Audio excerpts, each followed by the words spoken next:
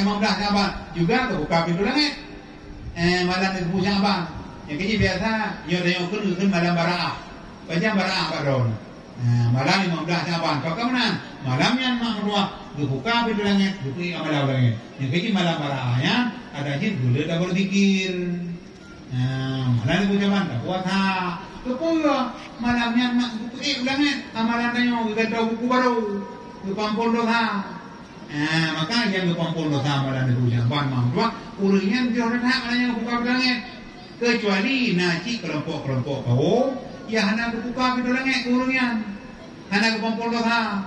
Cuma ini nunggu naruh-naruh. Dah mereka beru mah. Beru. Ada karuh beru. Ya betul benar. Beru dan beru. Malamnya berbuka pintu langit kedewa. Kecuali mak yang anak buka pintu langit, turunnya yang anak ketung dosa, yang anak kumpul dosa dan dosa. Lu buka minta pada belum bro. Dah nunggu. Mak yang anak kumpul dosa mananya yang pertama mak urung dia. Tahu yang nanti kaji bro. Dia kedok di mambangan. Guru muka dia hantu guru setan toro kerja rogo kena. Rogo lo kunung kayu biram dempung dalam rumah beliau. Kayu kerja kayu kang kutu maraja jina. Ugo kakak ugo kuki tambah lagi 7 jam mana.